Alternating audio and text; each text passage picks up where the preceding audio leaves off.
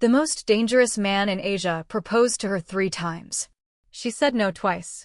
The third time, she was bleeding out in a Miami warehouse, and he was holding a gun to 5 men's heads, screaming her name like a prayer.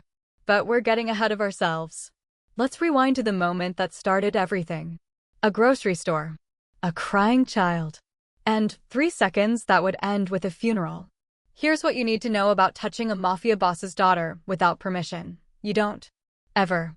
Unless you have a death wish or you're Linda Michaud, a broke South African waitress who apparently left her survival instincts back in Johannesburg along with her failed restaurant and her common sense. Picture this. Whole Foods, Seattle, 2:47 p.m. on a random Tuesday. Linda's buying the cheapest cereal because that's all her 3 jobs can afford. She's exhausted, her visa's about to expire, and she's got exactly $43 in her account. Meanwhile, across the aisle, there's a little Asian girl, maybe 9 years old, crying silent tears while her father conducts what sounds like a business negotiation in Korean, Japanese, and English. The kind of negotiation that involves words like shipping routes and compliance and I don't make suggestions twice. Any reasonable person walks away. Linda? Linda noticed something. That girl wasn't just deaf. Something was wrong. Something physical. Something fixable. And because Linda spent 2 years volunteering at medical clinics in Cape Town before chasing her American dream, and because she apparently has a savior complex the size of Table Mountain, she walked right past 4 bodyguards, looked at the most terrifying man she'd ever seen, and said, "Excuse me, sir. I think I can help your daughter here." You want to know what's funnier than a poor black woman approaching a Korean crime lord in the cereal aisle? His face. Seojun Yamada, a man who'd spent 9 years and $7 million on specialists from Tokyo to Switzerland, looked at this random stranger in borrowed medical scrubs like she'd just told him she could breathe underwater. But he was desperate. And desperate men make dangerous decisions. 3 seconds. That's how long Linda touched little Hannah's ear.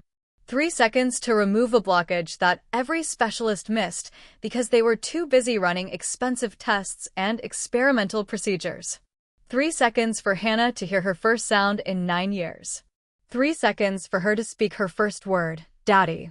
And in that moment, when Seojun Yamada heard his daughter's voice for the first time, when tears ran down the face of a man who'd ordered hits without blinking, he looked at Linda like she was salvation and damnation wrapped in brown skin and a Whole Foods apron. He didn't know Linda was undocumented.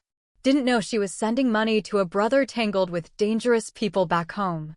Didn't know those people had connections to his enemies. Didn't know that saving his daughter would be the beginning of losing everything. They had 47 days. 47 days before her past caught up. 47 days before his enemies found his weakness. 47 days to fall in love across 5 cities and destroy each other completely. This is how a grocery store miracle became a love story. This is how it ended in blood. This is how they both lost everything and why one of them never made it home. What happened in those 47 days? You need to see it for yourself. Linda Michaud had been awake for 19 hours, and her feet were staging a full rebellion against the rest of her body.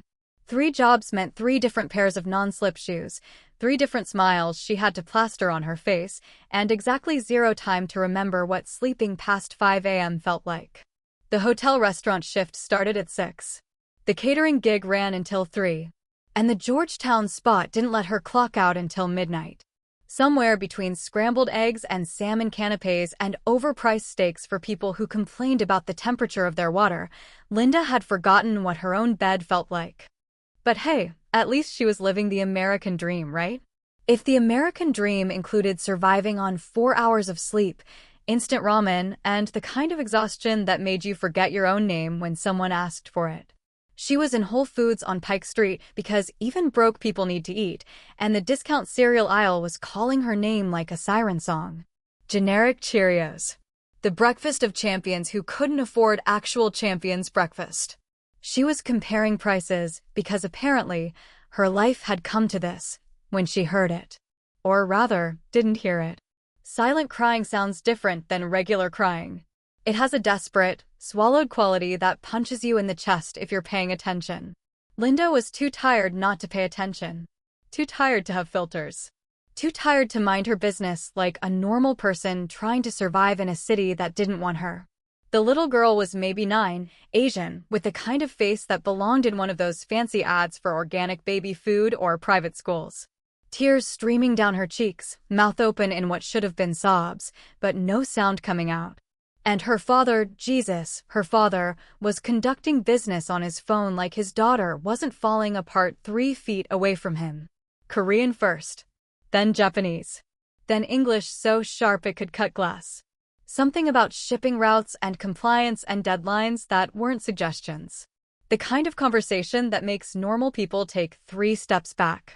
Linda counted 4 men in suits hovering nearby, the kind of suits that had suspicious bulges under the arms. Bodyguards. Rich people stuff.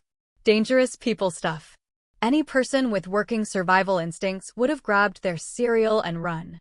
But Linda's survival instincts died somewhere between Cape Town and Washington, D.C., probably around the same time her mother did while Linda was overseas chasing dreams instead of holding hands. She noticed it because she'd seen it before. Back in the volunteer clinics in Langa Township, back when she thought saving the world was possible if you just cared enough. That girl wasn't just deaf. There was something wrong with her ear. Something physical. A blockage, maybe. Dark, visible if you looked close enough. The kind of thing specialists miss because they're too busy running expensive tests to actually look with their eyes. Linda walked right past the bodyguards. Walked right up to the most terrifying man she'd ever seen and tapped his shoulder like she was asking for the time. "Excuse me, sir. I think I can help your daughter here." The man stopped mid-sentence. Turned. Looked at Linda like she'd just materialized out of thin air speaking ancient Aramaic. His face was all sharp angles and controlled rage, the kind of face that had probably never heard the word no without consequences following shortly after. For approximately 3 seconds, Linda thought she was going to die in a Whole Foods over discount cereal. Then he looked at his daughter. Looked back at Linda. And said, in English colder than Seattle rain, "You have 30 seconds to explain before my men remove you." Linda's heart was doing backflips, but her mouth, her stupid, impulsive, can't ever shut up mouth, kept going. "I'm not a doctor. But I volunteered at medical clinics in South Africa. That ear isn't just deaf. There's a blockage. Physical. I can see it from here. If I'm wrong, I'll leave. If I'm right, your daughter might hear for the first time in her life. Your call." The silence stretched so long Linda could hear her own pulse in her ears. Then, "You touch my daughter without fixing her, you don't leave this store." Clear. Crystal. Absolutely crystal. Linda knelt down, smiled at the little girl even though terror was tap dancing on her spine, and said softly, "Hey, sweetheart. I'm Linda. I'm going to look in your ear, okay? It might feel weird, but it won't hurt. Promise." The girl just stared, tears still falling, completely silent. Linda pulled out the tiny flashlight she kept on her keychain, useful for reading recipes in dark kitchens, and looked. There. Right there. A dark mass, compacted, years old probably. How had specialists missed this? How had $7 million in medical bills missed a blockage a volunteer clinic worker could spot in grocery store lighting? She didn't have proper tools. Had a bobby pin from her hair and hand sanitizer from her purse. Not exactly sterile, not exactly protocol, definitely not legal. But Linda had learned a long time ago that perfect conditions were a luxury poor people couldn't afford. 3 seconds. That's all it took. The bobby pin, carefully angled. The blockage, years of compacted buildup, coming out in one piece. The little girl's eyes went wide. Her mouth opened. And she screamed. Not a silent scream. A real one. High-pitched, shocked, terrified, and absolutely beautiful. Then she started crying loud, messy, real crying, and reached for her father. "Daddy? Daddy." The man froze. Completely froze. This person who commanded rooms, who made people disappear with phone calls, who probably hadn't shown emotion since the Carter administration, he dropped his phone. Dropped to his knees. Pulled his daughter into his arms like she was the only thing tethering him to earth. "Hannah. Oh my God. Hannah, I can hear you. Say it again. Say anything. Daddy, I can hear you. I can hear you. And this terrifying man, this crime lord in a $15,000 suit, started crying in the middle of Whole Foods while his bodyguards looked everywhere except at him, and Linda stood there wondering if she'd just made the best or worst decision of her entire life. When he finally looked up at Linda, his face was a war between gratitude and something darker. Something possessive. Something that made her skin prickle with warning signals her brain was too tired to process. Your name, he said. Not asked. Demanded. Linda. Linda Michaud. Your number. For follow-up care. Linda's hands shook as she wrote it down on a Whole Foods receipt. When their fingers touched during the exchange, she felt it. That electric shock of connection. Danger. Promise. The beginning of something that would either save her or destroy her. She didn't know which yet. Wouldn't know until it was far too late to run. Thank you, Hannah whispered, still clinging to her father. Thank you, Linda. Those 2 words. That was all it took.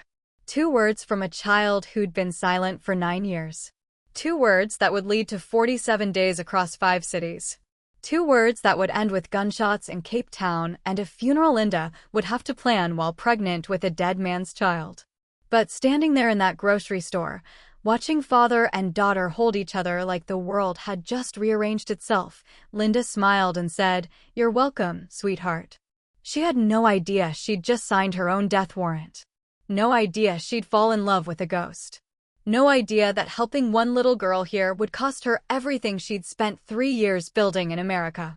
30 days later, he'd be standing in her apartment with a gun and a marriage proposal. But that's a different part of the story. That's where things get really complicated. 2 weeks after the Whole Foods incident, Linda was carrying a tray of overpriced pasta to table 7 in a Manhattan restaurant when she saw a ghost. Or more accurately, when a ghost saw her. Seojun Yamada sat at a corner booth like he owned the place, which, for all Linda knew, he probably did, wearing a different $15,000 suit and the same unreadable expression he'd had in Seattle. No bodyguards visible this time, but Linda had learned enough about dangerous men to know they were there. Always there. Probably the businessmen at the bar. Maybe the couple by the window. You didn't become the kind of person Seojun was without surrounding yourself with people who knew how to make problems disappear. Their eyes met across the restaurant. He smiled. Linda nearly dropped an $80 bowl of cacio e pepe. "You've got to be kidding me," she muttered under her breath, steadying the tray with hands that suddenly forgot how to be professional. New York City had 8 million people. What were the odds?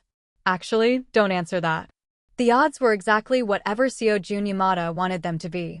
She delivered the pasta to table 7, plastered on her work smile, and walked over to his booth like she was approaching a tiger who hadn't decided if he was hungry yet.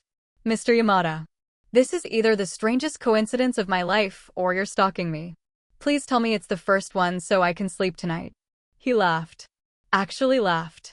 It transformed his entire face from terrifying to almost human.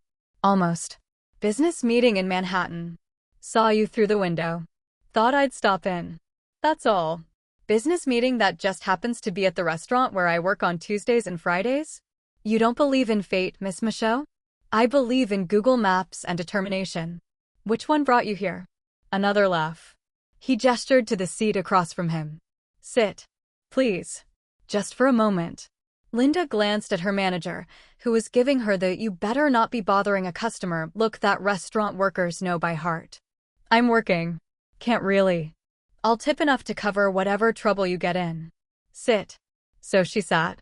Because rent was due in 6 days and her bank account was laughing at her in 3 different currencies. Because curiosity was apparently stronger than common sense. Because when a man who could probably buy and sell her entire life with his credit card tells you to sit, you sit, and pray you stand up again. "Hannah won't stop talking about you," he said, his voice softer than she'd heard it. "Everything is Linda did this and Linda said that. She's learning English from YouTube videos now because she wants to sound like you. Drives her tutors crazy." Linda's heart did something complicated in her chest. "How is she? The hearing, is it holding?" "Perfect." 3 specialists confirmed it. 9 years of silence, and you fixed it with a bobby pin in a grocery store. He paused, studying her like she was a particularly interesting puzzle. I want to hire you. And there it was. The real reason ghosts show up in Manhattan restaurants on Tuesday nights. Mr. Yamada, I'm not a doctor. I'm not a specialist. I'm a waitress who got lucky. I don't need a doctor. I need someone Hannah trusts. Someone who can teach her about the world, help her adjust, be there while she learns to navigate sound. A companion. A tutor. He searched for the word friend. You have money for actual professionals. Child development experts. Speech therapists. People with degrees and insurance. I have money for people who see my daughter as a paycheck. You saw her as a child who needed help. There's a difference. He slid a piece of paper across the table. A number was written on it. Linda looked at it. Looked again. Blinked. That's per month. Per week. Linda's brain short-circuited. That was more than she made in 3 months working 3 jobs. That was pay off her brother Tabo's debts back home money. That was maybe not die of exhaustion money. That was also sell your soul to the devil and pray he's merciful money. I need to think about it. Of course. Research me. Google tells interesting stories, I'm sure. Some are even true. He stood, dropped $500 bills on the table like they were pocket change, and buttoned his suit jacket. You have my number. Call me when you decide. But Linda? Decide quickly. My daughter asks about you every day. I'd hate to keep disappointing her. That night, Linda went home to her shoebox apartment in Queens and did exactly what he said. She Googled Seojun Yamada. And oh, did Google have stories. Korean-Japanese oil and gas tycoon. Legitimate businesses worth billions. Shipping routes from Seoul to Los Angeles. And underneath all the corporate speak, the whispers. The rumors. Money laundering. Connections to organized crime.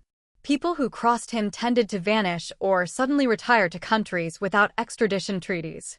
Nothing proven. Everything suspected. The kind of man who operated in shadows so expensive they looked like sunlight. Linda stared at her phone for 3 hours. Thought about her brother Tabo back in Johannesburg, drowning in debts to people who didn't send reminder letters. They sent reminders carved into flesh.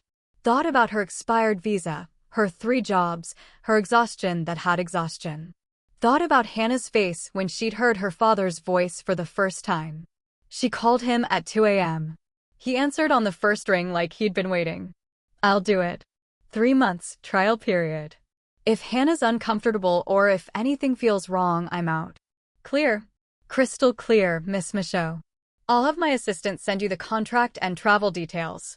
We're in Portland next week. Pack for 3 months. Pack for different cities. And Linda? Thank you. 3 weeks later, Linda was in a penthouse suite in Portland, teaching a 9-year-old girl how to identify birds by their calls. Hannah was obsessed with sounds now, cataloging everything like she was making up for 9 years of silence. Every car horn, every dog bark, every rainfall was a miracle. And watching her discover the world through sound was like watching someone fall in love with life itself. But what terrified Linda, truly terrified her, was the way Seojun watched them. Not Hannah. Her. Linda. With an intensity that had nothing to do with gratitude and everything to do with hunger. The way a man looks at something he wants to possess. To protect. To own. During lessons, he'd sit in the corner of whatever hotel suite they were in, pretending to work on his laptop, but really watching Linda teach Hannah about constellations, about cooking, about why the ocean sounds different than rivers. He'd smile when Linda made Hannah laugh. He'd lean forward when Linda talked about her childhood in Cape Town. He'd look at her like she was a puzzle he was slowly, methodically figuring out how to solve. You're staring again, Linda said one evening in Portland after Hannah had gone to bed. They were alone in the suite's living room. Dangerous territory. Am I? You know you are. It's creepy. You make my daughter happy. I'm making sure you're real. That you won't disappear. Mr. Yamada. Seojun. Call me Seojun. We're living in the same suite. Formality seems excessive. Seojun, then. Why does it feel like you're waiting for something? He smiled, but it didn't reach his eyes. Because I am. I'm waiting to see if you run. Most people do, eventually. Once they realize what I am. And what are you? Dangerous. Very dangerous. But you already know that, don't you? You Googled me. Read the stories. And you still got on the plane. Linda should have been afraid.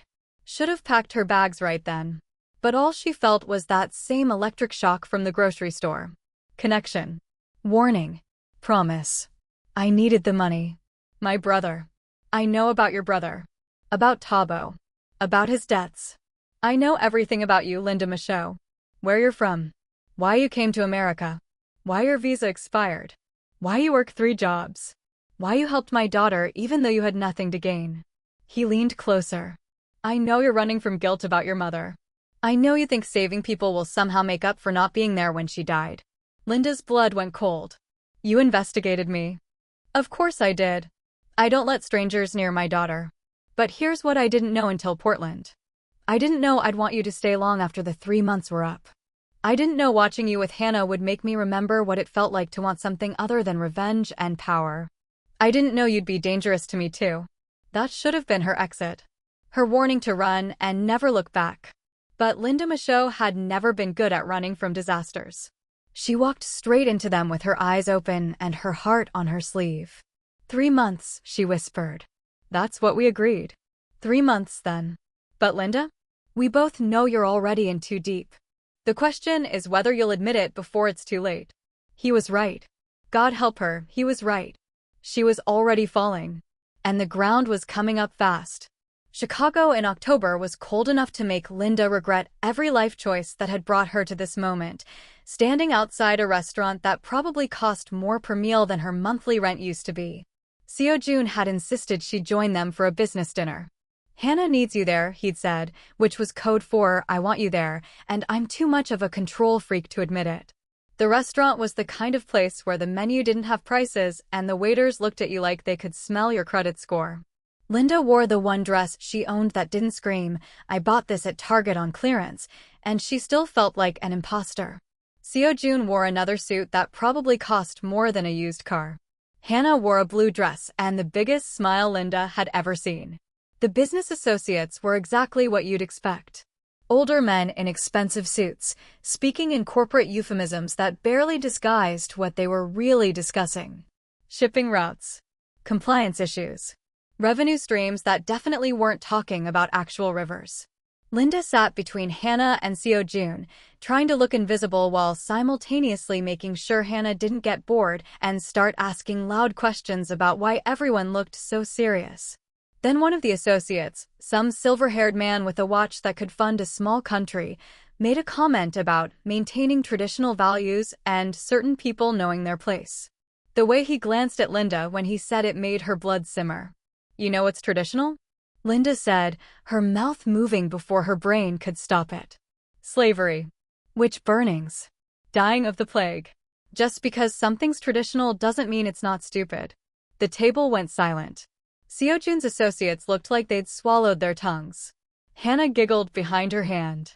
And Seo Jun threw his head back and laughed. A real laugh, loud and genuine and completely inappropriate for a business dinner with men who probably hadn't smiled since the Reagan administration. She's right, he said, still grinning like Linda had just told the best joke he'd heard in years. Traditional is another word for we've always done it this way, so we're too lazy to change. Linda, tell them about your restaurant in Cape Town. The one that failed because you were too traditional. Oh, you want to air out my failures at dinner? That's your strategy. I want them to know that failure is more interesting than whatever safe, boring success they've been congratulating themselves for. Linda shouldn't have enjoyed this. Shouldn't have felt that warm spark in her chest when he defended her, when he made her past sound like something worth discussing instead of something to hide. But she did. And that was the problem. After dinner, after the associates had left looking vaguely offended and thoroughly confused, Seo Jun suggested a walk. Hannah's with her tutor. We have an hour. Walk with me. They ended up along Lake Michigan, the water black and endless, the city lights reflecting off the surface like broken stars. Linda's feet were killing her, heels were torture devices disguised as shoes, but she wasn't about to complain. Not when Seo Jun was looking at her like she was the only solid thing in his entire world. My wife died giving birth to Hannah, he said suddenly, staring at the water. Complications. The doctors said it was rare. 1 in a million. But she was that one. And I wasn't even there. I was in Seoul, closing a deal, making money I didn't need for a life I hadn't built yet. By the time I got to the hospital, she was gone. All I had left was this tiny baby who couldn't hear and a guilt so big it could swallow cities. Linda's throat tightened. I'm sorry. Don't be. I'm not telling you for sympathy. I'm telling you because I need you to know why I am the way I am. Why I control everything. Why I can't let go.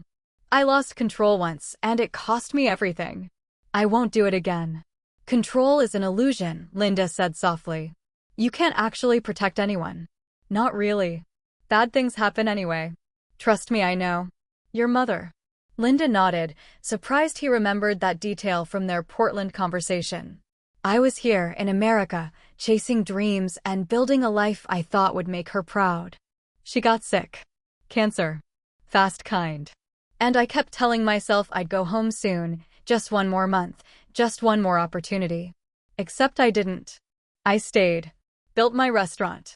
And she died alone in a hospital in Cape Town while I was serving overpriced food to people who didn't even remember my name. That's not your fault. Isn't it? I chose this. Chose ambition over presence. And now I'm here, illegal because my visa expired and I was too broke to renew it, working for a man I definitely shouldn't trust, pretending I'm not terrified every single day that ICE will show up and send me back to a country that feels like a graveyard.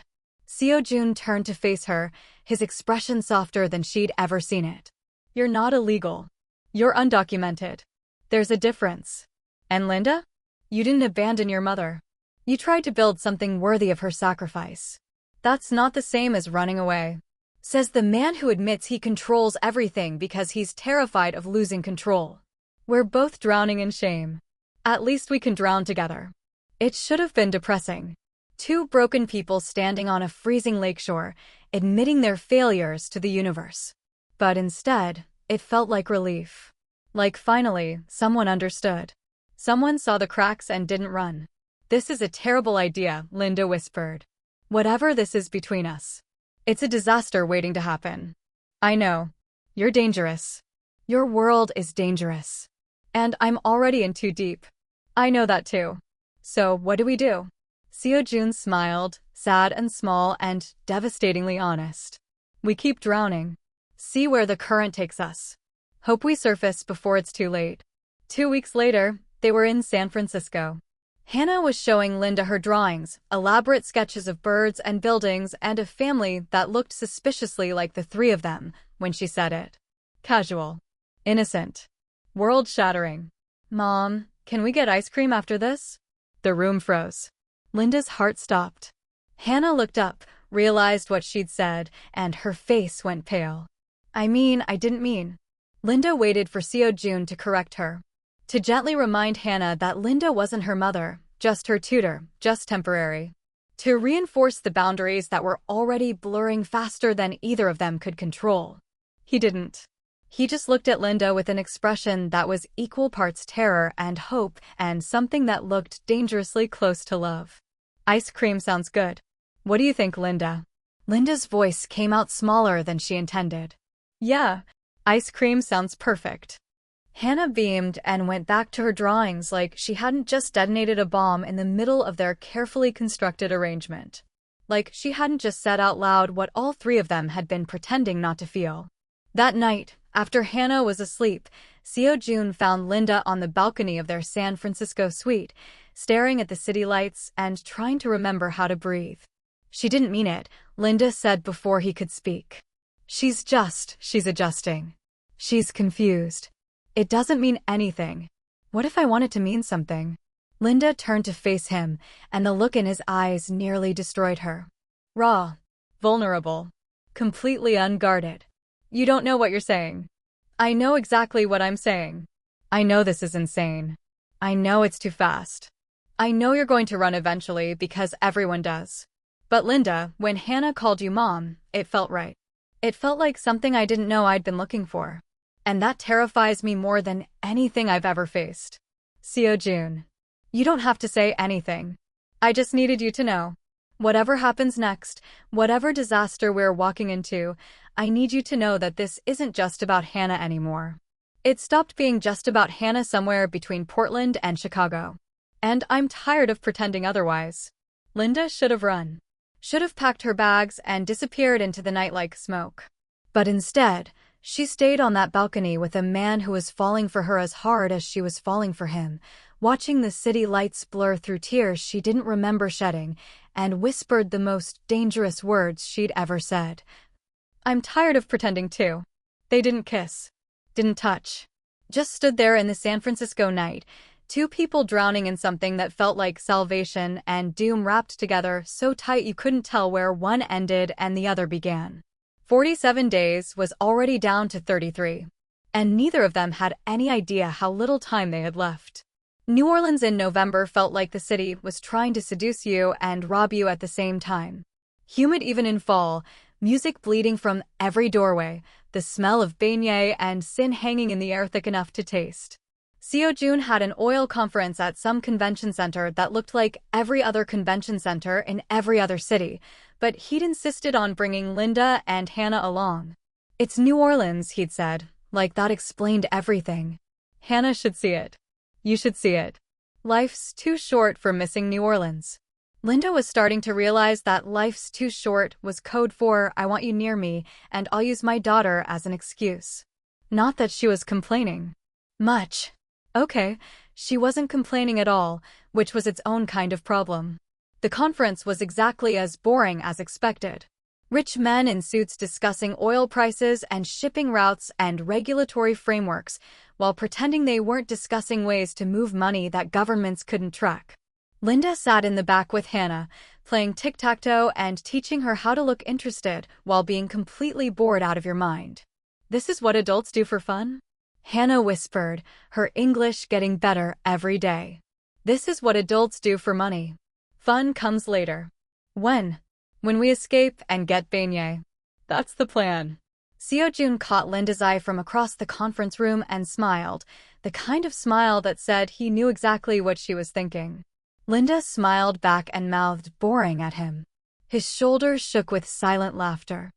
After the conference, they walked through the French Quarter, Seo Jun, Linda, Hannah, and two bodyguards who tried very hard to look like tourists despite the obvious bulges under their jackets and the way they scanned every crowd like they were expecting an ambush. Hannah was enchanted by everything. The street musicians. The buildings with their wrought iron balconies. The fortune teller who told her she'd live a life full of sound and magic, which made Hannah grin so wide Linda thought her face might break. That's when the rain started. Not a gentle drizzle. New Orleans doesn't do gentle. It was a full biblical downpour, the kind that turns streets into rivers in approximately 45 seconds. People scattered, running for cover. Hannah squealed with delight. The bodyguards tried to usher them toward the nearest building. And in the chaos of rain and running and laughter, Linda and Seo Jun somehow got separated from everyone else. They ended up under an awning outside a closed antique shop, completely soaked, breathless, and alone for the first time in weeks. Linda's dress was plastered to her skin. Seo Jun's perfect hair was dripping into his eyes. They looked at each other and started laughing, the kind of laughter that comes from being wet and ridiculous and completely unprepared for the moment you're in. Your suit is ruined, Linda said, pushing wet hair out of her face. I have 17 suits. This one wasn't special. 17? Who needs 17 suits? Someone who spends too much time trying to look like he has his life together. He was still smiling, but something had shifted in his eyes.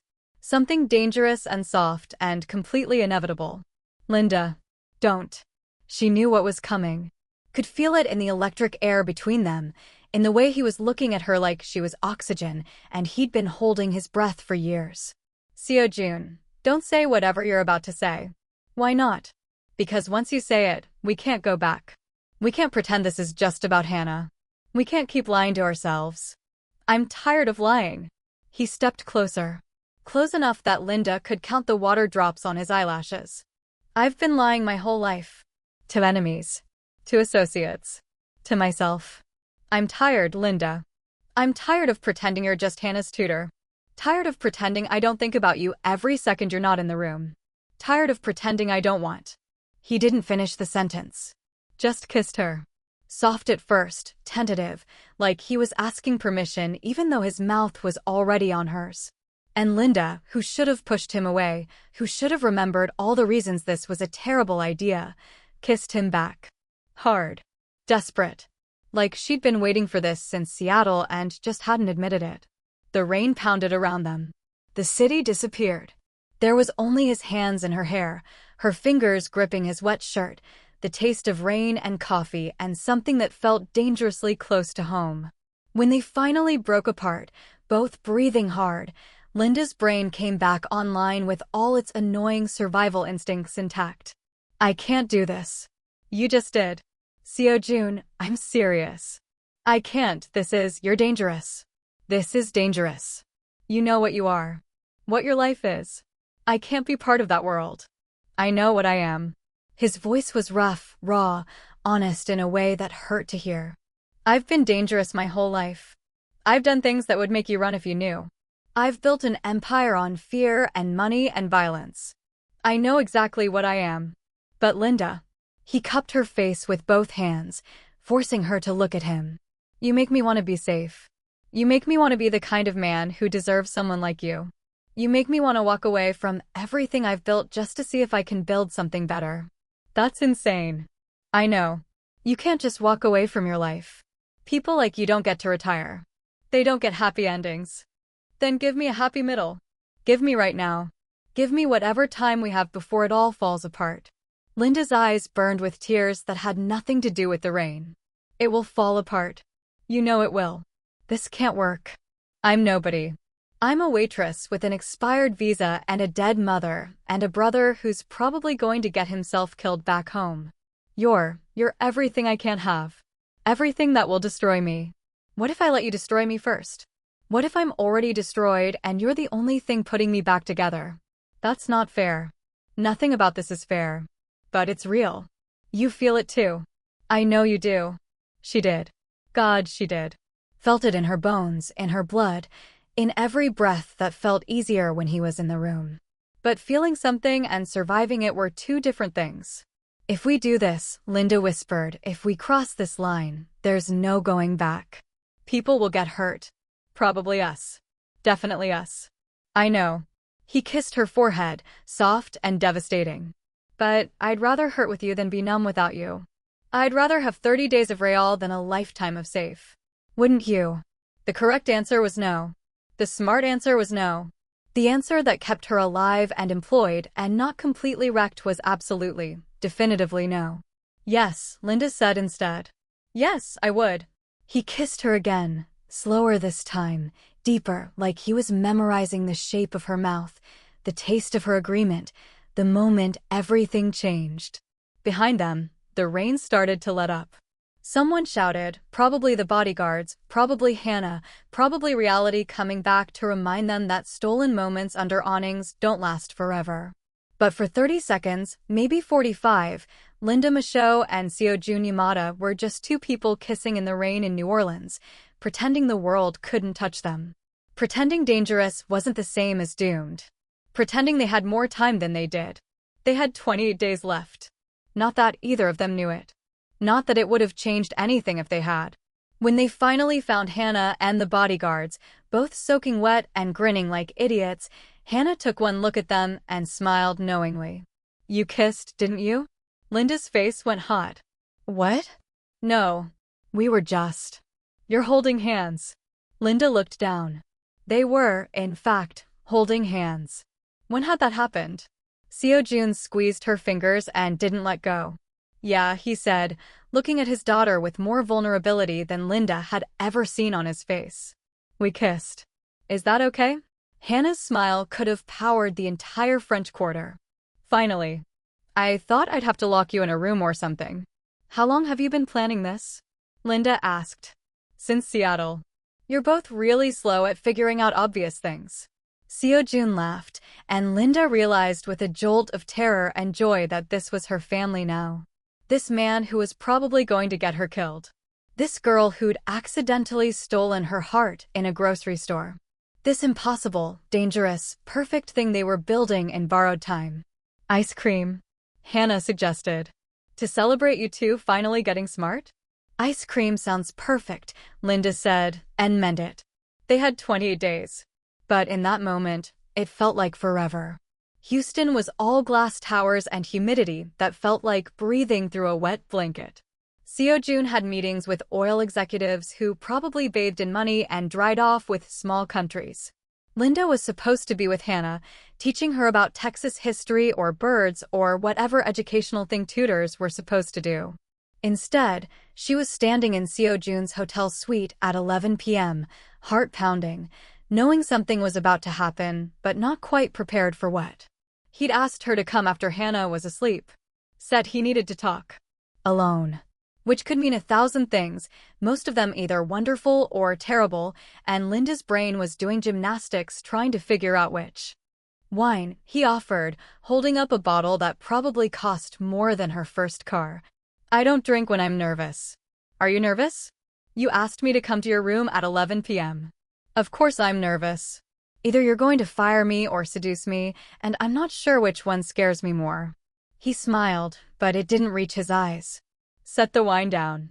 Ran a hand through his hair in a gesture so unlike his usual controlled demeanor that Linda's stomach clenched with worry. I'm not firing you.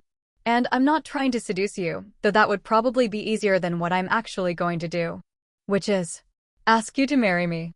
The words hung in the air like smoke. Linda stared at him, waiting for the punchline, the joke, the moment where he laughed and said he was kidding. It didn't come. You're insane. Probably. But I'm also serious. He pulled a small box from his pocket. Navy blue velvet. The kind of box that held promises and disasters in equal measure. He didn't open it. Just held it between them like a grenade with the pin already pulled. Marry me, Linda. You need papers. I need you. This solves both problems. That's the worst proposal I've ever heard. And I've heard exactly one proposal in my life, so that's saying something. I'm not good at this. At feelings. At words that aren't threats or negotiations. But I'm trying. I'm trying to tell you that I love you without actually saying those words because they terrify me more than anything I've ever faced. I'm trying to tell you that the past 2 months have been the first time I've felt alive since my wife died. I'm trying to tell you that Hannah asks me every night if you're staying forever, and I don't know how to answer her because I don't know if you'll run. So yes, you need papers. And yes, this solves your visa problem. But Linda, that's not why I'm asking. I'm asking because I want you to stay. Because I want to wake up every morning and know you're there. Because I'm falling in love with you and I don't know how to do it any other way except to make it legal and binding and permanent. Linda's chest felt too tight. Her eyes burned. Everything in her wanted to say yes. Wanted to grab that box and put on whatever ring was inside and pretend happy endings were possible for people like them. No. Seo-jun looked like she'd slapped him. What? I said no. I can't marry you. Why not? You feel what I feel. I know you do. New Orleans wasn't. New Orleans was real. Everything between us is real. That's not the problem. Linda's voice cracked.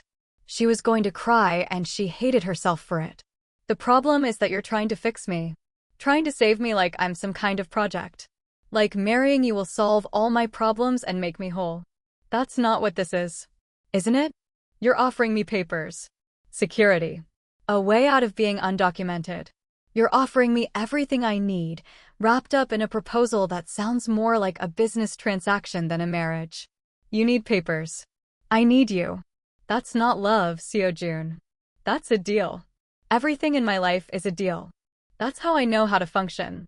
Well, I won't be one of them. I won't be bought. Not even by you. Not even with good intentions.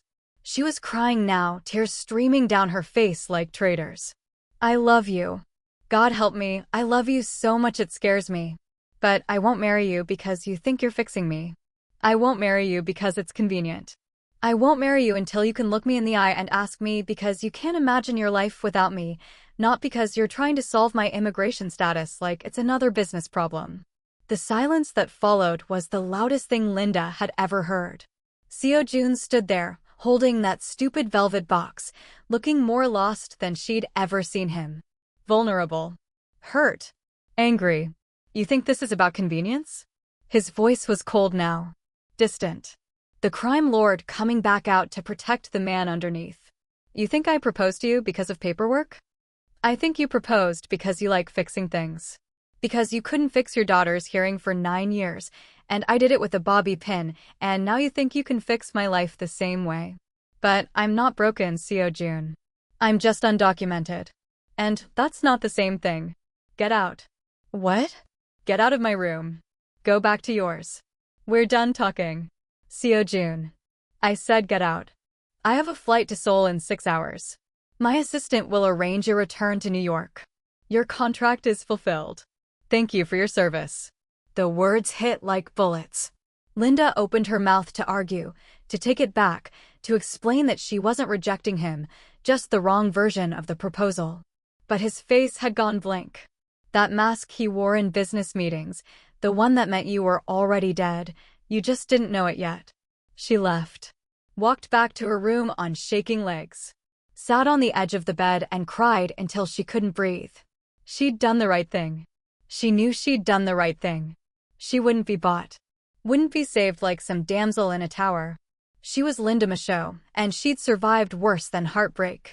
Except 3 days later, back in New York, staring at 3 positive pregnancy tests lined up on her bathroom sink like tiny bombs, Linda realized she hadn't survived anything. She'd just traded one disaster for a completely different one. Pregnant. She was pregnant with the child of a man who'd just fired her and disappeared to Seoul. Pregnant with nowhere to go, no job, no visa, and no idea how to fix any of it. Her phone sat on the counter. Seo Jun's number was still in her contacts. 1 call. 1 text. That's all it would take. But Linda Michaud didn't make that call. Because if she told him now, he'd come back. He'd propose again. And she still wouldn't know if it was love or obligation driving him. So she sat on her bathroom floor, pregnant and alone and completely terrified, and made the same choice her mother had made 30 years ago. She decided to survive. Even if survival meant breaking both their hearts. She had no idea she only had 21 days before everything went to hell. No idea that not calling him was the biggest mistake she'd ever make. No idea that the next time she saw Seo Jun Yamada, she'd be kidnapped, pregnant, and watching him hold a gun to 5 men's heads while screaming her name like a prayer. But that was still 3 weeks away. For now, she was just a woman sitting on a bathroom floor, holding a positive pregnancy test, and trying to figure out how you survive the apocalypse when you're the one who started it. Linda found him in Denver at an energy conference, which was either fate or really good stalking skills courtesy of Google and a receptionist who talked too much. She'd bought a plane ticket she couldn't afford with a credit card that was already screaming for mercy, survived on airport pretzels because actual food cost money she didn't have, and now she was standing outside the convention center at 4 p.m. on a Tuesday, trying to remember how to breathe. She'd been nauseous for 6 days straight. Morning sickness was a lie, it was all-day sickness, the kind that made you question every life choice while hugging a toilet. But she was here. Because some conversations couldn't happen over the phone. Some bombs had to be delivered in person. Security tried to stop her at the door. She told them she was with the Yamada party. They made calls. 5 minutes later, one of Seo Jun's bodyguards appeared, the tall one who'd been with them in Portland, the one who'd pretended not to notice when they'd held hands in San Francisco. Miss Michaud. Mr. Yamada didn't mention you'd be joining us. That's because Mr. Yamada doesn't know I'm here. Surprise. The bodyguard's expression didn't change, but something flickered in his eyes. Sympathy, maybe? Or pity? Hard to tell with people trained to show nothing. He's in a meeting. Should be done in 20 minutes. I can take you to the waiting area. I'll wait in the lobby. I'm good at waiting. Had lots of practice lately. 23 minutes later, yes, she counted, Seo Jun walked out of the conference room surrounded by men in suits, mid-conversation about pipeline infrastructure or money laundering or whatever euphemism they were using today. He looked tired. Thinner than she remembered. Like the past 3 weeks had aged him in ways that had nothing to do with time. Then he saw her. Froze mid-sentence. His entire body went rigid like he'd been struck by lightning. The men around him kept talking, oblivious, until Seo Jun held up one hand and they fell silent immediately. That kind of power was terrifying and a little bit hot, which probably said something concerning about Linda's taste in men. "Excuse me, gentlemen. I need a moment." He walked toward her like he wasn't quite sure she was real. Like she might disappear if he moved too fast. Stopped 3 feet away, close enough to touch but not touching, and just looked at her with an expression that was equal parts anger and hope and something that looked dangerously close to relief. "Linda. Hi. Sorry to crash your conference. I know you probably hate me. I know Houston was a disaster and I ruined everything and you probably never want to see me again, but I needed to tell you something and it couldn't wait and... Are you okay? You look pale. Are you sick?" Of course he'd notice. Of course his first instinct was worry, not anger. This man who'd fired her and disappeared to Seoul for 3 weeks was looking at her like she was the only thing in the universe that mattered, and Linda's carefully rehearsed speech evaporated like mist. "I'm pregnant." The silence that followed was so complete Linda could hear her own heartbeat. Could hear the blood rushing in her ears. Could hear the universe rearranging itself around 2 words that changed everything. Pregnant.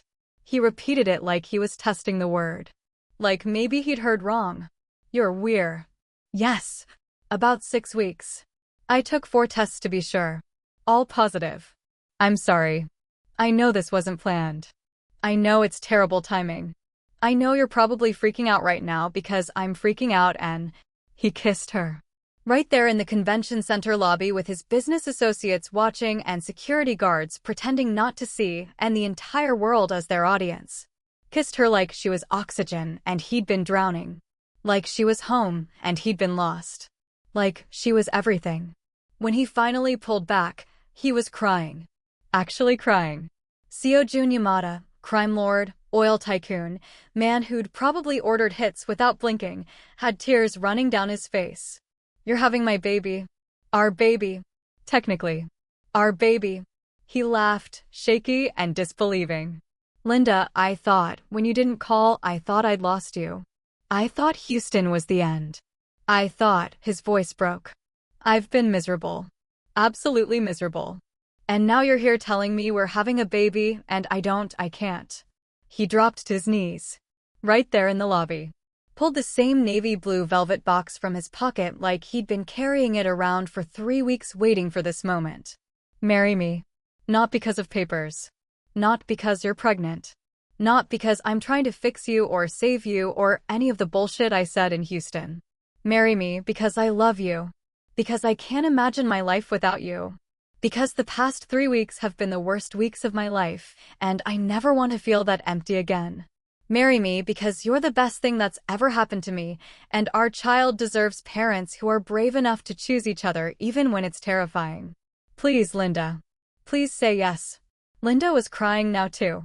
Full-on sobbing in a Denver convention center while businessmen awkwardly walked around them and a security guard talked urgently into his radio and the world continued spinning despite the fact that hers had just tilted on its axis. "Yes. Yes, you idiot. I love you. Yes." The ring was obscene. A diamond that could probably fund a small school. Linda didn't care. She'd marry him with a twist tie if it meant she got to keep him. Got to keep this impossible, dangerous, perfect thing they were building.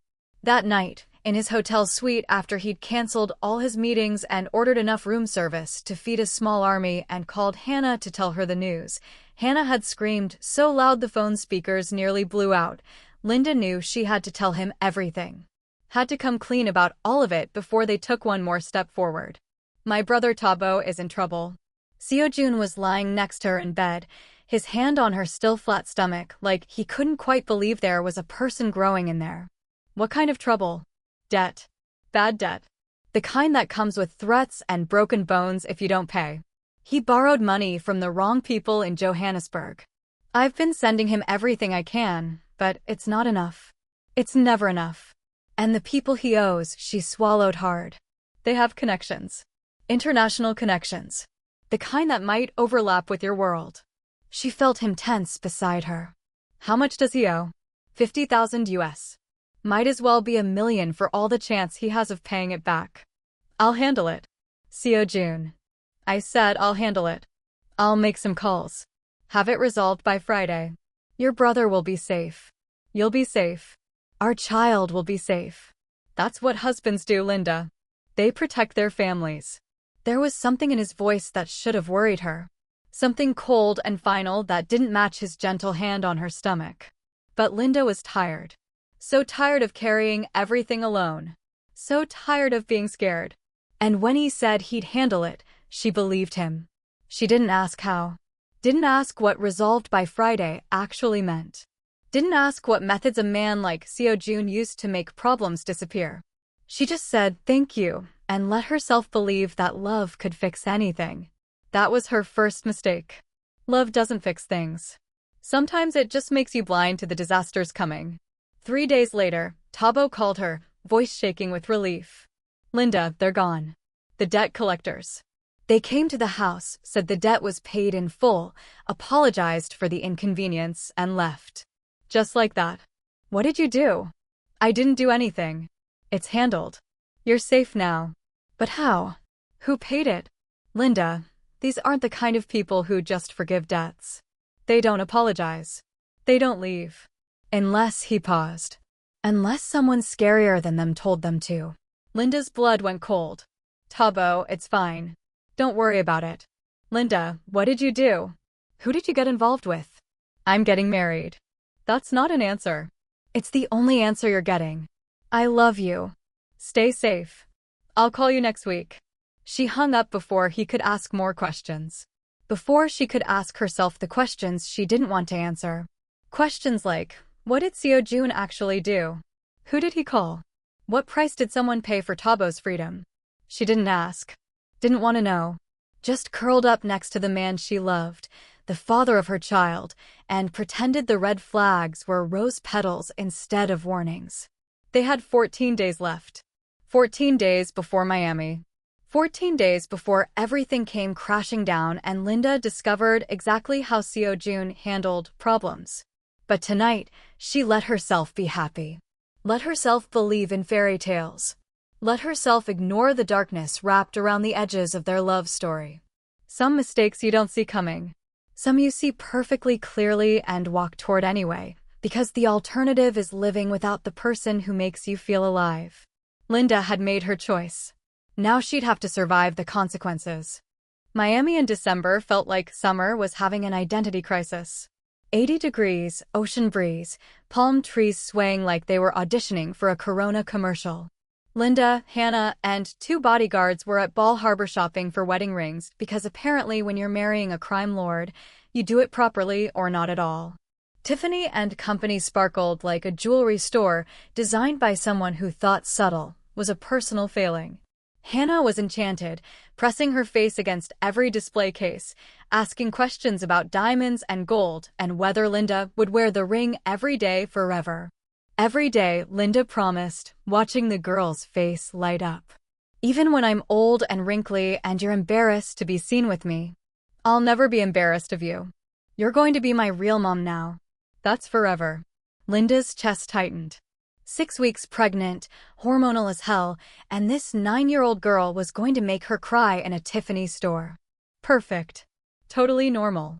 They picked out wedding bands, nothing too flashy for Linda, much to the salesperson's disappointment, and were leaving the store when it happened. One moment they were walking toward the car, bodyguards flanking them, sun warm on Linda's shoulders. The next moment, everything exploded into chaos. A van screeched to a stop. Doors flew open. Men in masks moved faster than thought. One bodyguard went down. Linda heard the crack of something hitting skull. The other reached for his gun but never made it. Someone grabbed Hannah. Someone else grabbed Linda. And the world tilted sideways as a cloth pressed against her face, chemical sweet and terrifying, and everything went black. Linda woke up in a warehouse that smelled like rust and ocean salt and the particular kind of fear that comes with knowing you're about to die. Her head pounded. Her wrists were zip-tied to a metal chair. And across from her, also tied up but conscious and terrified, was Hannah. Linda? Hannah's voice was small, broken, nothing like the confident girl who'd been admiring diamonds an hour ago. I'm scared. I know, baby. I know. It's going to be okay. I promise. It was a lie. Linda had no idea if anything would ever be okay again. But you tell children lies sometimes because the truth is too heavy for them to carry. 3 men stood in the shadows, watching. One of them stepped forward, older, white, expensive suit that looked wrong in a warehouse. The kind of man who gave orders and never got his hands dirty. Linda Michaud. We've been waiting a long time to meet you. Can't say the same. Who the hell are you? Someone interested in your unique position. You see, we've had our eye on Seojun Yamada for years. Trying to find a weakness. A crack in the armor. And then you appeared. A South African waitress with a dying mother and a brother in debt to some very interesting people. Linda's blood went cold. What are you talking about? Your brother Tabo. Owed money to collectors in Johannesburg. Collectors who work for us. We've been watching you since Seattle, Linda. Following you. Waiting for the right moment. And when you got pregnant. He smiled, and it was the cruelest thing Linda had ever seen. That's when we knew Yamada was truly vulnerable. You set this up. The debt. Everything. Not everything. Tabo's stupidity was real. But we encouraged the debt. Made sure it got to a point where you'd be desperate enough to accept help. And when Yamada handled it, when he paid off $50,000 without blinking, we knew we had him. We knew he'd do anything for you. Linda's mind raced. The debt paid too quickly. Too cleanly. Tabo's creditors apologizing and leaving. It had never made sense. Because it wasn't real. It was bait. And she'd led Seojun straight into the trap. What do you want? Simple. Yamada controls shipping routes from Seoul to Los Angeles. Routes we want access to. You're going to give us the schedules, the coordinates, the security protocols. Everything. I don't know anything about his business. You know enough. You've been in his suites.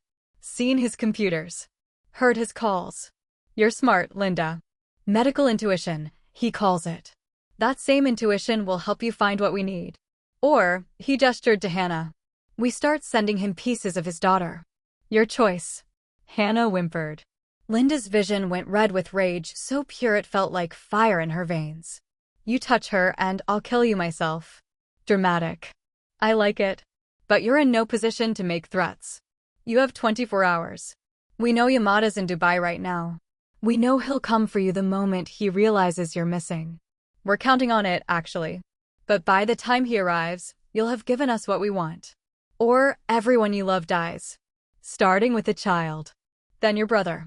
Then that baby growing inside you. He leaned closer. Did you know we can tell you're pregnant from your hormone levels?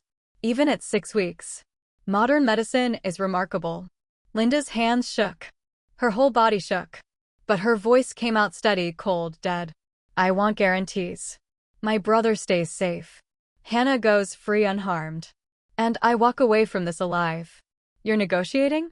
Adorable. I'm the only leverage you have. Kill me and Seojun burns your entire organization to ash and doesn't stop until there's nothing left. You know it. I know it.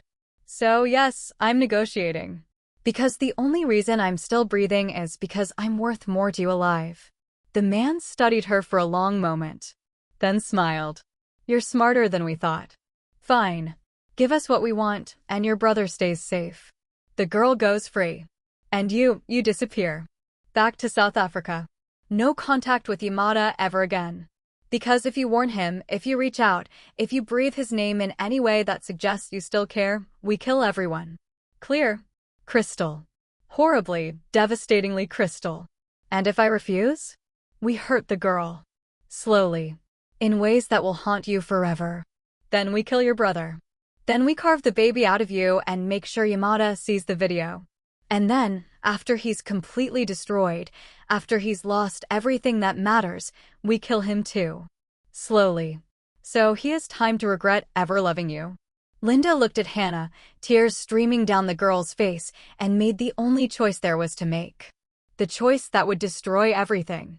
The choice that would break Seojun's heart and end their love story before it really began. I'll do it. I'll give you everything. But Hannah goes now. Not when I deliver. Now. Or no deal. You don't make demands. I just did. You want Yamada's shipping routes? You want the coordinates that will let you move product worth billions? Then Hannah walks out of here right now, unharmed, and goes back to her father. That's the deal. Take it or watch me die silent and take your leverage to my grave. The silence stretched. Linda held her breath. Prayed to whatever god might be listening that she'd gambled right. Fine. The girl goes. But you stay until we verify the information. If it's wrong, if it's a trap, we find her again. We find everyone you love. Understand? I understand. They untied Hannah. The girl ran to Linda, sobbing. Linda hugged her as tight as the restraints allowed and whispered, "Tell your daddy I love him. Tell him I'm sorry. Tell him I chose you. Always you. He'll understand." Linda, no. Go, baby. Run. Don't look back. I love you. They dragged Hannah away screaming. Linda watched her disappear through the warehouse door and felt something inside her shatter completely. This was how love ended. Not with a kiss. Not with a wedding. But with a choice in a warehouse, trading everything you wanted for everyone you loved. Seo-jun would come. She knew he would. He'd tear Miami apart looking for her. And when he arrived, if she was still alive, she'd have to look him in the eye and tell him she'd betrayed him. That she'd given his enemies everything they needed to destroy him. That loving her had cost him everything. But at least Hannah would be safe. At least their child might survive. At least something good might come from this disaster. Linda closed her eyes and waited for the man she loved to come save her or kill her. At this point, she wasn't sure which one she deserved more. He came like a hurricane. Like vengeance wrapped in a suit. Like everything Linda had feared and hoped for rolled into one terrifying, beautiful disaster. The warehouse door exploded inward, not opened, exploded, and Seo-jun walked through the wreckage with 15 men behind him, all armed, all looking like they'd been personally trained by the devil himself. His face was a mask of controlled rage, the kind that meant people were about to die and he'd sleep just fine afterward. Linda had never been so relieved and so terrified in her entire life. Let her go. His voice was dead calm. Completely flat. Which was somehow worse than screaming. Let her go right now, and some of you might survive the next 5 minutes. The man in the expensive suit, the one who'd threatened Hannah, who'd laid out the trap, actually smiled. Like this was all going according to plan. Like Seo-jun showing up with an army was exactly what he'd wanted. Mr. Yamada. So glad you could join us. Your daughter sends her regards, by the way. Lovely girl. Very articulate for 9 years old. Would be a shame if anything happened to her. Seo-jun's gun was out so fast Linda barely saw him move. Pointed directly at the man's head. 15 other guns pointed at 15 other targets. The warehouse became a powder keg with too many sparks and not enough sense. Last chance. Let her go. Stop. Linda's voice cut through the tension like a knife. Everyone turned to look at her, still zip-tied to the chair, still bleeding from where they'd hit her when she'd tried to fight during the kidnapping, still somehow the most dangerous person in the room. Seo-jun, stop. I already made the deal. He looked at her like she'd spoken a foreign language. What? I made a deal. I gave them what they wanted. The shipping routes. The schedules. Everything. It's done. I'm done. Just let me go and walk away. The silence that followed was so complete Linda could hear her own heartbeat. Could hear Seo-jun's breathing change from controlled to ragged. Could hear the exact moment his heart broke. You what? He lowered the gun. Not because the threat was over, but because he couldn't process what she'd just said. You gave them my routes? You betrayed. I saved Hannah. I saved my brother. I saved our child. That's not betrayal, that's survival. And if you can't see the difference, then maybe we were never going to work anyway. You didn't trust me. His voice cracked. Actually cracked. Seo-jun Yamada, who never showed weakness, who controlled every situation, was falling apart in a Miami warehouse because the woman he loved had made a choice without him. You didn't trust me to protect you. To handle this. To save you. I don't need you to save me.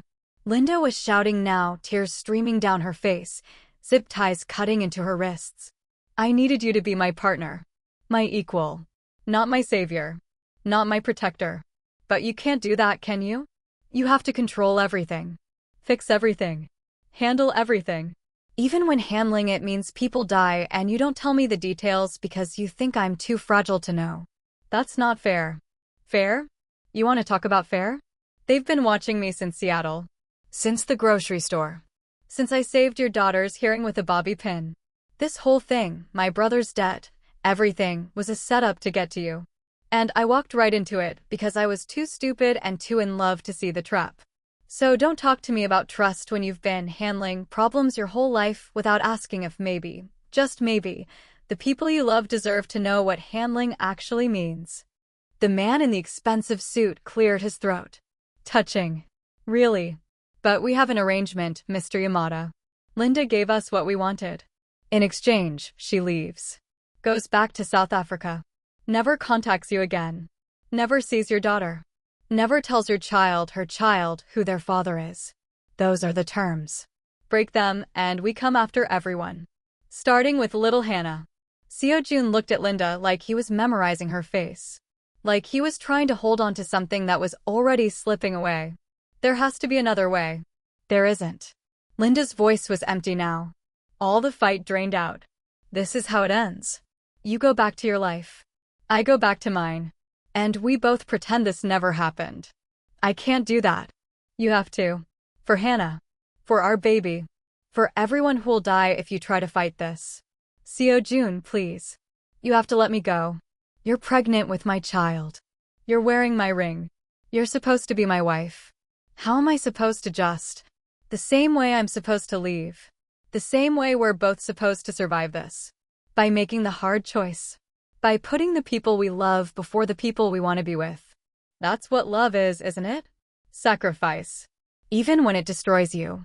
The expensive suit man gestured to his men. They cut Linda's zip ties. She stood on shaking legs, every part of her screaming to run to Seo-jun, to take it all back, to say she'd find another way. But there was no other way. There never had been. You have 24 hours to get her out of the country, the man said to Seo-jun. After that, if she's still in America, if she reaches out to you in any way, if she so much as breathes your name in public, we activate our insurance policy. We've already planted evidence tying you to human trafficking operations. One phone call to the FBI, and your empire burns. Your daughter goes into foster care. And you spend the rest of your life in prison wondering if loving Linda Michaud was worth losing everything. Seo-jun's hands clenched into fists. Linda could see him calculating. Weighing options. Trying to find the angle that let him win. But there was no angle. No clever strategy. No way to control the situation. For the first time in his life, Seo-jun Yamada had lost. Completely. Absolutely. I'll kill you for this. His voice was a promise. A vow. Maybe not today. Maybe not this year. But I'll find you. And I'll make you pay for taking her from me. Empty threats from a broken man. How disappointing. The expensive suit gestured toward the door. Take your men. Take your grief. And let Linda go. That's the deal. Linda walked toward the door. Past Seo-jun, past his men. Past everything she'd wanted her life to be. She didn't look back. Couldn't look back. Because if she did, she'd break. She'd beg. She'd undo the only choice that kept everyone alive. But at the doorway, she stopped. Just for a second. Just long enough to say without turning around, I love you. I'll love you until the day I die. And I'm sorry. I'm so sorry I wasn't strong enough to trust you. But I was strong enough to save you. That has to be enough. She walked out into Miami sunshine that felt too bright, too warm, too wrong for the end of the world. Behind her, she heard nothing. No footsteps. No voice calling her back. Just silence. Seo-jun Yamada, the man who'd faced down armies and criminal empires without flinching, stood in that warehouse and watched the woman he loved walk away. And for the first time since his wife died, he fell to his knees and wept. 24 hours later, Linda was on a plane to Johannesburg. Pregnant. Alone. Carrying a child who would never know their father. Building a life from the ruins of the love story that almost saved her. She didn't know she had 6 months before Seo Jun would appear in Cape Town. 6 months before he'd show up at her cafe with Hannah, having sold everything, walking away from his empire. 6 months before one last chance at happiness and one final bullet. But that was still 6 months away. For now, she was just a woman on a plane, crying over ginger ale and complimentary peanuts, trying to figure out how you survive losing everything when you're the one who chose to walk away. The cafe was small. Too small, really. 8 tables, mismatched chairs, a menu written in chalk that changed daily based on what Linda could afford at the market. She'd named it Second Chances because she apparently had a flair for dramatic irony and a complete inability to move on from the past. Johannesburg in June was winter, not American winter, but South African winter where it still hit 70 degrees, and you wore a light jacket more for aesthetic than necessity. Linda was 7 months pregnant now, moving slower than she'd like, her back aching in ways that made her miss being 25 and indestructible. The cafe was doing okay. Not great. Not terrible. Just okay. Which pretty much summed up her entire life at the moment. Okay. Functional. Surviving. Just not living. Not really. The first video arrived 3 months after Miami. An email from a burner account that self-destructed 30 seconds after she opened it. No message. Just a video file. Linda almost deleted it. Almost convinced herself it was spam or a virus or something terrible she didn't want to see. She clicked it anyway. Because she was weak. Because she missed them. Because 6 months of silence was killing her slower than any bullet could. Hannah appeared on screen. Older somehow. More grown-up than a 9-year-old should be. She was in what looked like a hotel room, holding a book, looking directly at the camera like she knew exactly who'd be watching. Hi, Linda. I hope you're okay. I hope the baby's okay. Dad won't tell me where you are, but I know you're safe because he checks every day. He thinks I don't notice, but I do. He's on his computer late at night looking at something in South Africa, and he gets this look on his face like he's trying to solve a math problem that doesn't have an answer. Hannah paused, looked down at the book. I'm reading in English now. All by myself. Remember when you taught me about metaphors? How sometimes words mean more than what they say. I think maybe you leaving was a metaphor. For loving us so much you had to go away. I don't really get it yet. But Dad says someday I will. He says sometimes the bravest thing you can do is walk away from what you love most. She looked back at the camera, and her eyes were so much older than they should be. I miss you, Linda. I love you. And I hope you're building something beautiful wherever you are. The video ended. Linda sat on the floor of her tiny apartment above the cafe and sobbed until she couldn't breathe. Sobbed for Hannah. For Seo Jun. For the life they should have had. For the wedding that never happened. For the family they'd almost been. More videos came. Once a month. Always the same, Hannah talking, reading, telling Linda about her life. Learning piano. Making friends at a new school. Discovering she loved science. Never mentioning where they were. Never asking Linda to come back. Just existing in these 30-second windows that felt like torture and salvation wrapped together. Seo Jun never appeared in the videos. Never sent messages. But Linda knew they were from him. Knew he was giving her this small piece of Hannah because he couldn't give her anything else. Because the deal said no contact, but apparently anonymous videos from burner accounts didn't count. Or maybe he just didn't care anymore. Maybe breaking the rules was worth the risk if it meant keeping some small thread connecting them. Linda wanted to respond. Wanted to send videos back, show him her growing belly, the cafe she'd built, the life she was trying to construct from the ruins. But she didn't. Couldn't. Because the deal was clear. One word from her, one message, one acknowledgement, and people died.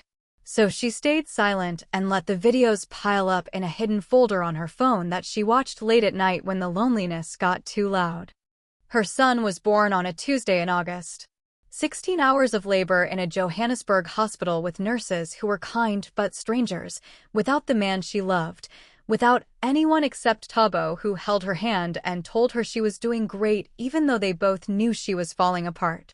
The baby came screaming into the world, healthy, perfect, beautiful. Dark skin like hers, eyes that would probably turn out like Seo Jun's. The nurse asked what to name him. June, Linda said without hesitation. His name is June. Tabo looked at her with so much pity she wanted to scream. Linda, you can't. I can. It's a name. A good name. It means truth. It means her voice broke. It means his father loved me even if he couldn't keep me. That has to be enough. She held her son and memorized his face. His tiny fingers. The way he curled into her chest like she was home. And she wondered if Seo Jun knew. If he had people watching even here.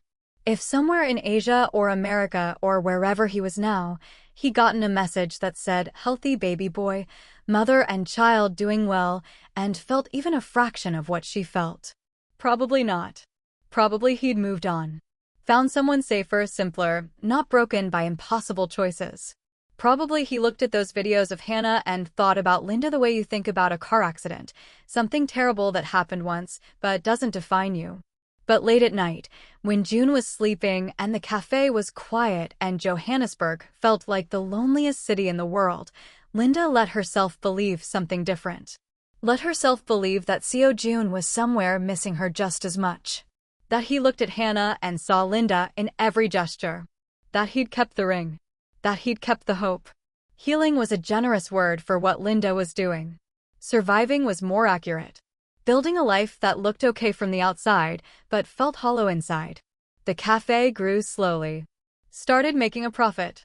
Local customers became regulars. A food blogger wrote a glowing review. Linda hired staff. Built the business her younger self had always dreamed of. But it was incomplete. Like a song missing its chorus.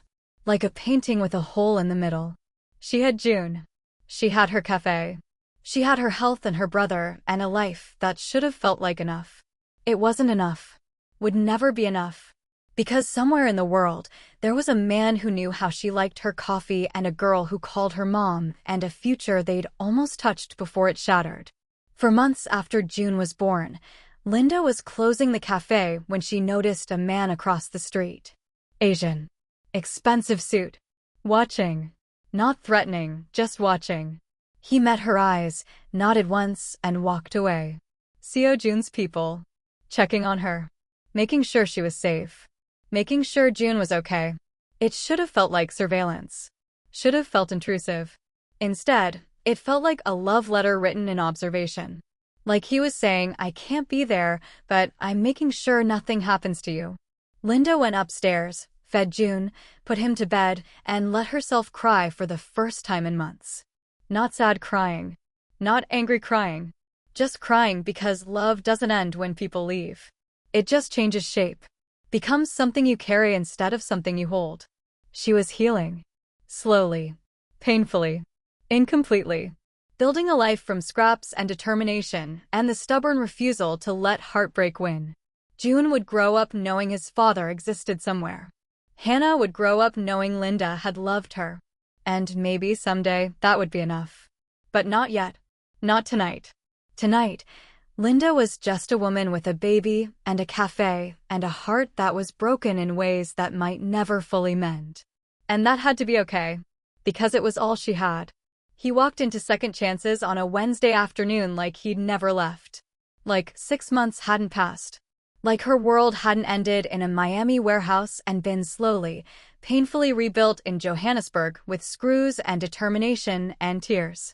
Linda was behind the counter, June strapped to her chest in a carrier because 4-month-olds don't care about your business hours, when the door chimed. She looked up. Dropped the coffee cup she was holding. It shattered on the floor, ceramic and espresso everywhere, and she didn't even notice. Seo Jun stood in the doorway wearing jeans and a t-shirt, which was wrong on so many levels she couldn't process it. Seo Jun didn't wear jeans. Seo Jun wore $15,000 suits and controlled empires and looked dangerous even in church. This version looked almost normal. Almost human. Almost like someone who might actually get a happy ending. Behind him, Hannah. Taller. Hair longer. Smiling so wide it could power the sun. Surprise? Seo Jun's voice was tentative, uncertain, nothing like the man who'd commanded warehouses and boardrooms. I know I should have called, but... Linda was across the cafe before her brain caught up to her legs. threw her arms around him, careful of June between them, and kissed him like the past 6 months hadn't happened. Kissed him like they had time. Kissed him like this was real and permanent, and not another beautiful disaster waiting to explode. When they finally broke apart, both crying, both laughing, Hannah crashed into them from the side, and it became a group hug with a baby squished in the middle who seemed completely unbothered by the emotional chaos happening around him. "You came," Linda whispered against Seo Jun's chest. "You actually came." "I sold everything." His voice was rough, raw with emotion. "The business, the shipping routes, the compounds, all of it. Walked away from the entire empire. We're free, Linda. Actually free. No enemies. No obligations. No one coming after us. Just us. If you'll have us." Linda pulled back to look at him. Really look at him. He'd lost weight. Had shadows under his eyes that spoke of sleepless nights and impossible decisions. Had the look of a man who'd burned his entire life down and was praying the ashes were worth it. You can't walk away from that world. People like you don't get to retire. They'll never let you go. Then let them come. Let them try. I spent 6 months building exit strategies, paying off debts, eliminating threats. I dismantled everything I built piece by piece until there was nothing left to come back to. And if someone still comes, he looked at her with such intensity it hurt. Then they come. But I won't spend another day without you. I won't let my son grow up not knowing his father.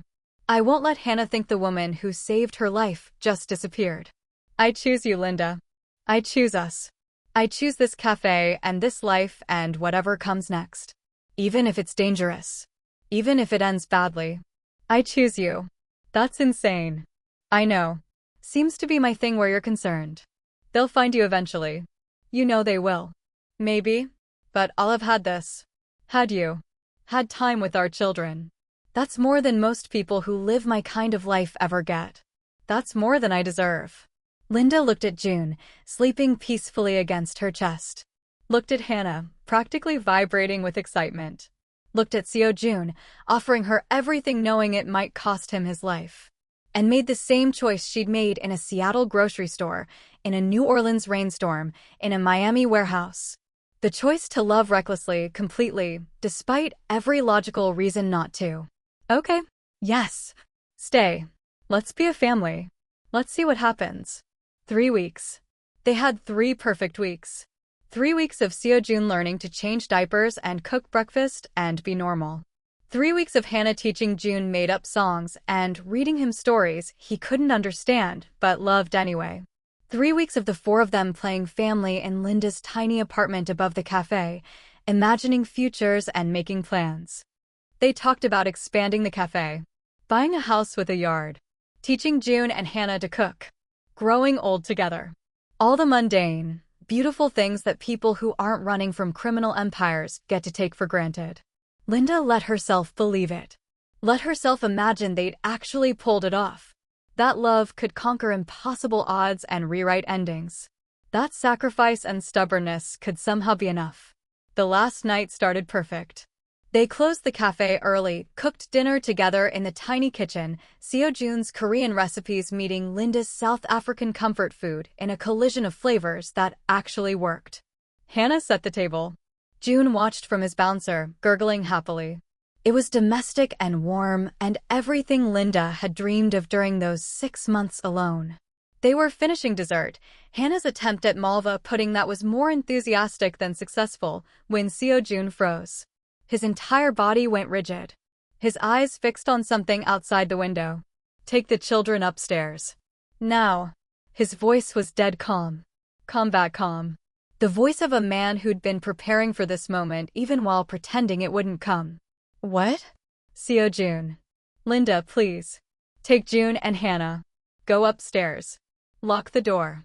Call the police. Don't come out no matter what you hear. I'm not leaving you. Yes, you are.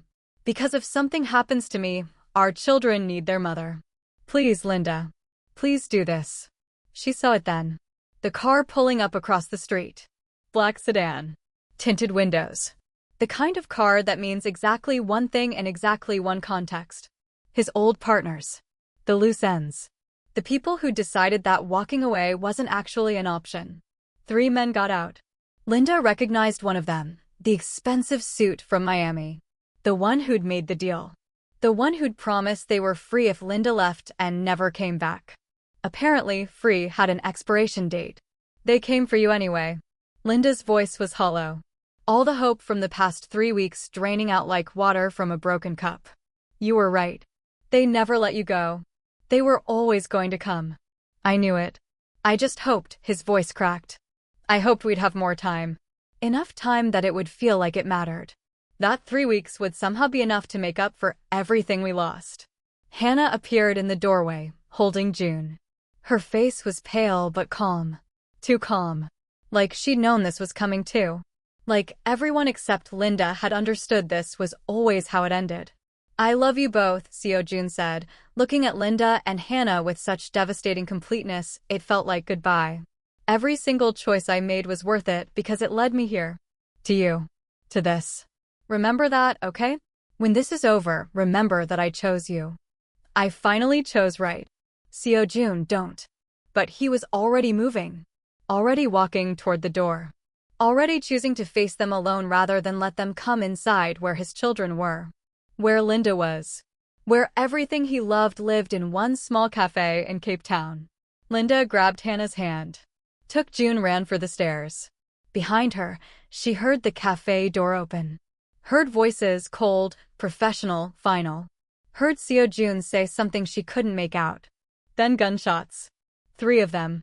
Sharp and final and world-ending. Linda stopped halfway up the stairs. Her entire body screamed at her to go back. To run to him. To do something. But Hannah was crying and June was wailing, and she had 2 children who needed her alive more than Seo June needed her dead beside him. She kept climbing. Locked the door. Called the police with shaking hands. And waited. When the sirens finally came, when it was safe to go back downstairs, Linda found him on the street outside the cafe. Bleeding. Pale. Smiling like this was exactly what he'd expected. Exactly what he'd prepared for. Exactly the price he'd known he'd pay. She ran to him. Dropped to her knees in the street, blood soaking through her jeans, and pulled his head into her lap. Behind her, police were shouting. Ambulances wailing. The world moving in fast forward while her entire universe moved in slow motion. You idiot, she sobbed, pressing her hands against the wounds even though she knew it was useless. There was too much blood. Too much damage. You stupid, reckless idiot. Why didn't you run? Why didn't you hide? Why did you have to be a hero? Not a hero. His voice was barely a whisper. Wet. Struggling. Each word costing him everything. Just a man who finally got his priorities right. Took me long enough. Don't talk. Save your strength. The ambulance is here. They're going to fix this. You're going to be fine. Linda. He lifted one hand. It took visible effort, and touched her face. We both know I'm not. And that's okay. I got 3 weeks. 3 weeks of what heaven feels like. That's more than I deserve. More than most people like me ever get. You deserved 50 years. You deserve to watch June grow up. You deserve to walk Hannah down the aisle someday. You deserved. I got you. I got to hear my son laugh. I got to see Hannah happy. I got to eat terrible malva pudding and pretend I liked it. He smiled and blood stained his teeth. I got to fall asleep next to you 3 times. Do you know how many people go their whole lives never feeling what I felt when you were next to me? I'm the luckiest man who ever lived. You're dying in the street. That's not lucky. I'm dying in your arms. After weeks with my family. After finally choosing right. Linda, I'm not scared. I'm not angry. I'm just grateful. So grateful I met you in that grocery store. So grateful you were stubborn enough to save me even when I didn't want to be saved. His breathing was getting shallower. His hand on her face growing heavier. Linda could feel him slipping away, feel the moment stretching and compressing at the same time. Seo June, please. Please don't leave me. I can't do this without you. I don't want to do this without you. Yes, you can. You're Linda Michaud. You survived losing your mother. Survived losing your visa. Survived a Miami warehouse and 6 months alone. You'll survive this too. And you'll teach our children, he coughed, blood flecking his lips. Teach them that love is worth dying for. That choosing people over power is the only thing that matters. Promise me, Linda. Promise me you'll tell them I love them. That I loved you. That every choice I made was for this. For them. For us. I promise. I promise. But Seo Jun, you have to fight. You have to stay. We need you. I need you. You don't need me. You never did. That's what I loved most about you. You wanted me, but you didn't need me. You saved yourself. You saved all of us. His eyes were starting to close. I'm tired, Linda. So tired. And it's okay. I'm ready. I'm not ready. I'm not ready to lose you. You're not losing me. I'll be in Jun's smile. In Hannah's strength. In every meal you cook and every person you help because you can't stop yourself from saving people. I'll be there. Always. His voice was fading now, each word quieter than the last. 3 weeks. Not bad for a love story, right? It was supposed to be 50 years.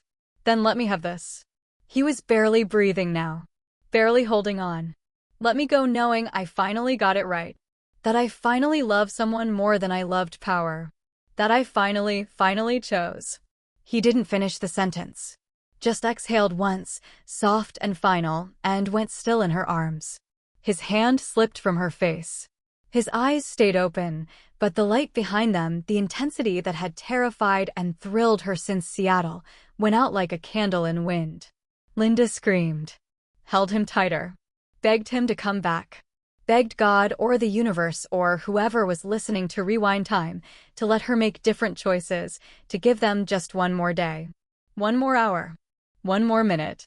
But the universe doesn't negotiate. Death doesn't do second chances. And Seo Jun Yamada, who'd survived criminal empires and corporate warfare and enemies across 3 continents, died on a street in Cape Town holding the woman he loved, having finally chosen right. The paramedics had to pull Linda away. Had to physically remove her from his body because she wouldn't let go. Couldn't let go. How do you let go of the person who taught you that love is braver than fear? That sacrifice is stronger than power? That 3 weeks of real is worth more than a lifetime of safe? Hannah found her an hour later. Linda was sitting against the cafe wall, covered in blood, staring at nothing. The police were taking statements. The crime scene investigators were measuring and photographing and doing all the clinical things that happen when someone's entire world ends. And Hannah, brave, impossible Hannah, sat down next to Linda and took her hand. He knew, Hannah said quietly. When we got on the plane to come here, he knew this might happen. He told me. Said we might only have a little time, but it would be real time. Good time. Worth it time. He lied. Linda's voice was hollow. Empty. It wasn't worth it. Not if this is how it ends. Yes, it was. Hannah looked at her with eyes too old for 10 years old.